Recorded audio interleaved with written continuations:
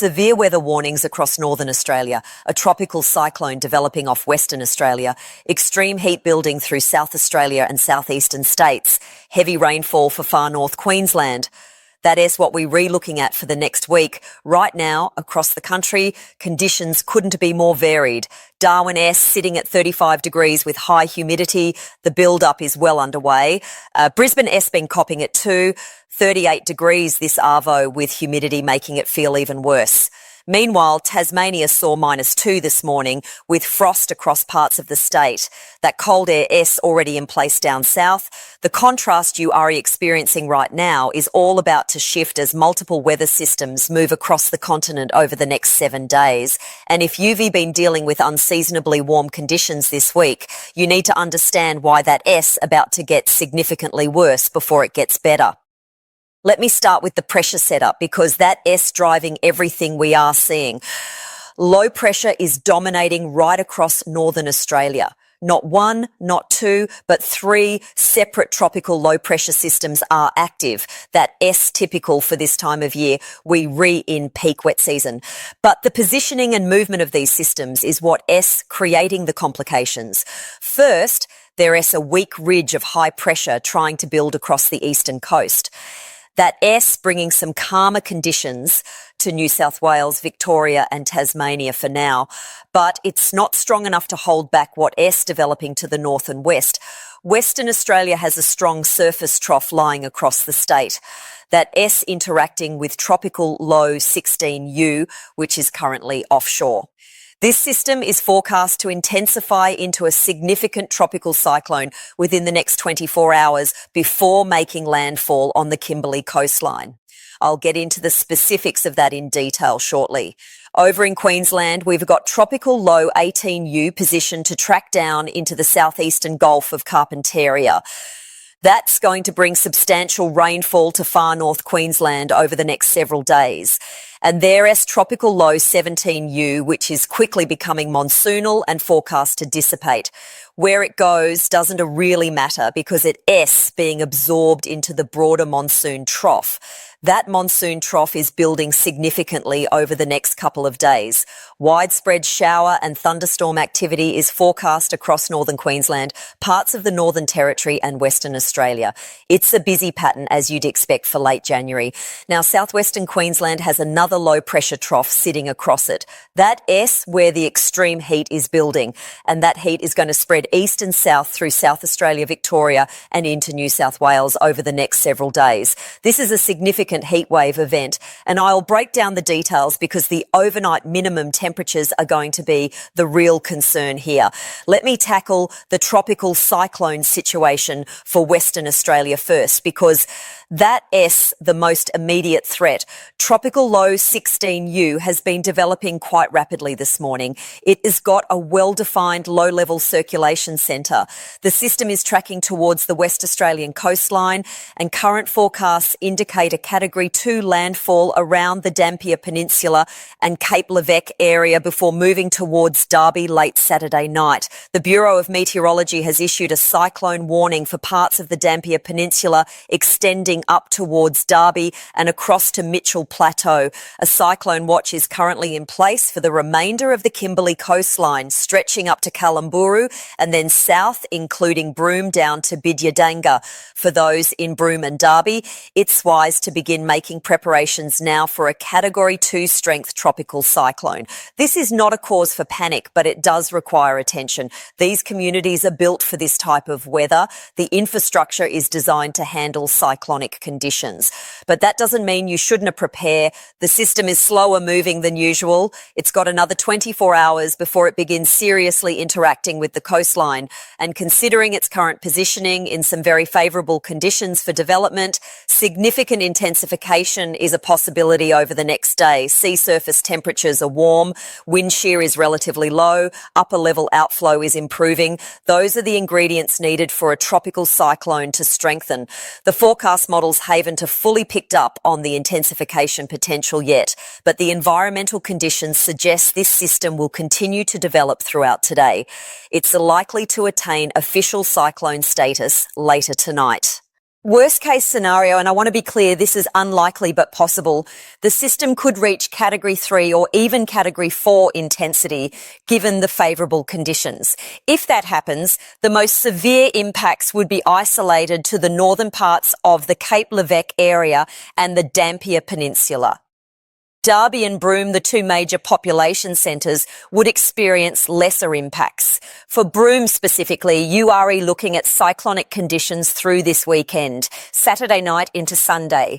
Wind gusts potentially reaching 80 to 100 kilometres per hour, possibly higher depending on the exact track.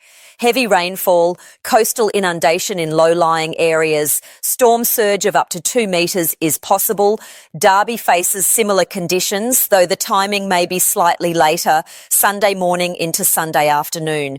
Again, wind gusts in the 80 to 100 kilometre per hour range, locally higher, heavy falls, isolated flooding in low-lying areas. Practical preparations. Secure loose items around your property now. Outdoor furniture, tools, anything that could become a projectile in strong winds. Stock up on essentials before Saturday. You don't need a week's worth of groceries. Just make sure you ready to be without water and power Saturday night through Sunday. Services are likely to be restored Monday morning in most areas. If you in a caravan or temporary structure, relocate to solid shelter before Saturday arvo. Do not wait until the system is on top of you. These coastal communities know the drill. Follow the advice from emergency services and keep monitoring updates from the Bureau throughout the weekend. For those further south along the Pilbara coast, conditions will deteriorate but not to the same extent. Increased swell, rough seas, dangerous surf conditions. If you're replanning water-based activities this weekend, cancel them. This is going to be a quick, sharp impact, not a prolonged event. The system will move inland rapidly after crossing the coast, where it will weaken quickly over the interior. By Monday, it will be a rain-bearing low-pressure system tracking across the northern interior, no longer a cyclone. Now let S shift focus to Queensland and what S developing there. Tropical low 18U is positioned in the Coral Sea and forecast to track down into the southeastern Gulf of Carpentaria over the next couple of days. The steering flow is very weak, which means this system is going to be slow moving.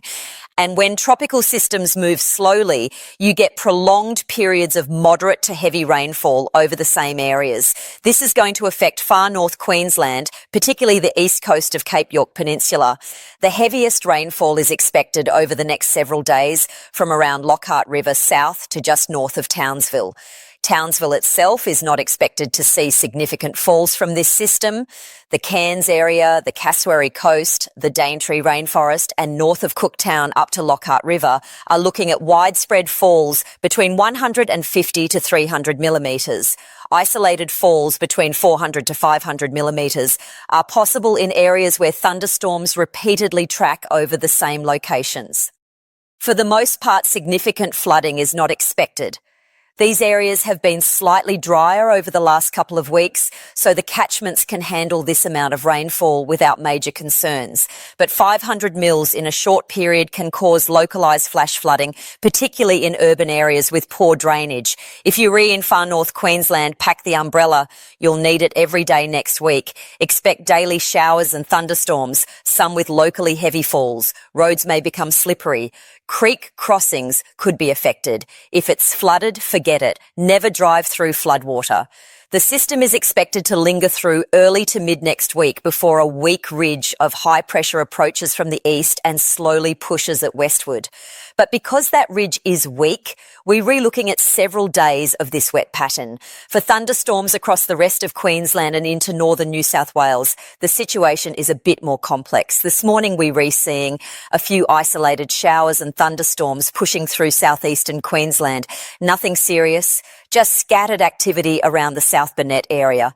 very isolated.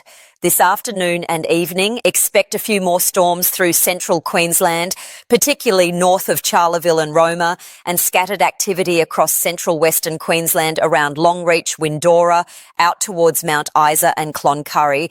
These storms are forecast to be non-severe, very isolated in nature.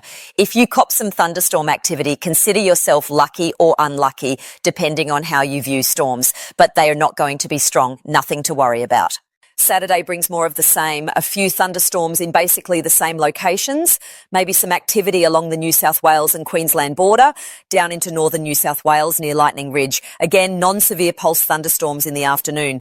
Standard summer convection. Sunday is where things get a bit more interesting. The convective available potential energy, that S, the fuel for thunderstorms, builds significantly, especially closer to the coastline. Scattered pulse thunderstorm activity is possible across northeastern New South Wales. Some of these could turn severe with damaging wind gusts, locally heavy rainfall and hail. For Queensland, the Burnett forecast district adjacent to the Capricornia coastline could see some pulse activity with heavy falls and large hailstones. Then a few storms along that surface trough through central Queensland and out towards central western Queensland between Charleville and Windora. But again, widespread thunderstorm activity is not expected. We're re-talking scattered storms, not a broad outbreak. Hit and miss. Monday is where a lot of people are getting excited, and I need to manage expectations here. Heat builds through southeastern Queensland and northeastern New South Wales on Monday. We're re-expecting a very warm day, temperatures in the mid to high 30s, and with that heat comes instability. The convective available potential energy shoots up well above 3,000 joules per kilogram through parts of northeastern New South Wales and southeastern Queensland. On the surface, that looks extremely favourable for significant thunderstorm activity, and you are probably going to see forecasts elsewhere getting worked up about the potential. But thunderstorms need more than just CAPE to develop properly. One of the critical elements is wind shear, and the bulk shear estimations for Monday show values between 10 to 15 knots across southeastern Queensland. That's not enough for severe thunderstorms to organise effectively. We've got some of the ingredients: decent dew points, high CAPE, a weak trigger coming in from the southeast, but wind shear is going to hold things back significantly. As a result, thunderstorms are not expected to really fire off on Monday in any meaningful way. Another factor working against development is the forecast storm motion. These thunderstorms are expected to develop around coastal areas and then move inland towards the northwest. That S, an unfavourable track, typically across southeastern Queensland. Storms develop in the southeast and move southwest, then curve northeast. Or they track parallel to the coastline. A track from southeast to northwest takes storms from a moist environment into a drier environment. They tend to underperform significantly compared to what the raw parameters suggest. Strong capping inversion, unfavourable wind shear, weak trigger. These factors combine to suppress thunderstorm development on Monday. So whilst the numbers look impressive on paper, the reality is you are probably going to see limited activity, maybe a storm or two. But not the widespread severe weather some might be forecasting based solely on CAPE values. Tuesday brings calmer conditions, maybe a thunderstorm or two scattered about. And as we head into the last couple of days of January, very limited thunderstorm activity is forecast. The Australia Day long weekend looks relatively quiet from a severe weather perspective across Queensland. Now let's talk about the heat, because this is the significant story for southeastern Australia over the next week. I've said it before and I'll say it again. Summer is the time for extreme heat across Australia. Mid-40 degree days through South Australia at this time of year are not unusual. What makes a heatwave concerning is not the daytime maximum temperatures, it's the overnight minimum temperatures. In Australia, heatwave classification is based on how warm it stays overnight, because during the day you can find shade, get into the air conditioning, limit outdoor activity. But if it doesn't cool down overnight, your body never gets a chance to recover. That S, when heat stress becomes dangerous, strong northerly winds are going to develop across South Australia as the low pressure system builds over southwestern Queensland.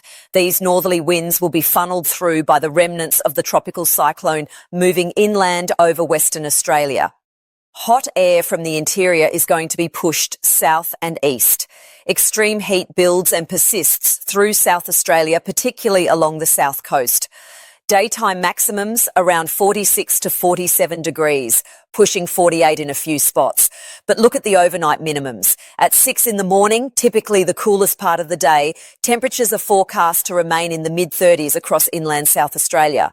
A weak sea breeze provides limited relief for coastal communities like Ceduna and Streaky Bay, but even there, overnight minimums in the high 20s to low 30s. That's brutal. You've got nowhere to escape from this heat. It is relentless. This heat begins building on Sunday, really ramps up Monday and Tuesday, eases slightly for parts of Victoria on Wednesday, then continues into Thursday. Some models are showing 4 or 5 days of 45 plus degree temperatures for parts of New South Wales and Victoria. I am sceptical of that extent, but it gives you an idea of how persistent this pattern is going to be. South Australia is going to cop it worst. But Western New South Wales, northwestern Victoria and pockets of southern Queensland will all experience extreme heat as well. Fire conditions are forecast to deteriorate significantly through Victoria. This heat, combined with low humidity and northerly winds, creates dangerous fire weather. The Country Fire Authority will almost certainly issue total fire ban days. If a total fire ban is declared, no fires whatsoever, no outdoor cooking, no using power tools that could create sparks, no mowing dry grass. For those in rural areas with livestock, make sure water troughs are full and accessible. Animals struggle in this heat just as much as people do. Check on elderly neighbours and mates. Heat stress can sneak up quickly, especially for older Australians and those with existing health conditions. Stay hydrated. And I don't mean just having a drink when you feel thirsty. By the time you feel thirsty, you are already mildly dehydrated. Drink water regularly throughout the day. Avoid alcohol and excessive caffeine. Both dehydrate you. Limit outdoor activity during the peak heat hours, roughly 11 in the morning through to 4 in the arvo. If you must be outside, wear a hat, light-coloured loose clothing and take frequent breaks in the shade. Keep your house as cool as possible. Close curtains and blinds on north and west facing windows during the day. If you've got air conditioning, use it. If not, use fans, but be aware that when temperatures exceed 35 degrees, fans alone may not be sufficient to prevent heat stress. Check on pets regularly. Make sure they have access to shade and plenty of water. Never leave animals in parked cars, not even for a few minutes. The temperature inside a car can reach lethal levels within 10 minutes. This heatwave compares unfavourably to similar events in recent years. Many of you remember the 2009 heatwave that preceded Black Saturday. Consecutive days of extreme heat, overnight minimums that barely dropped, strong northerly winds. The conditions we reforecast to see next week won't reach those extremes, but they were in the same category, worth taking seriously.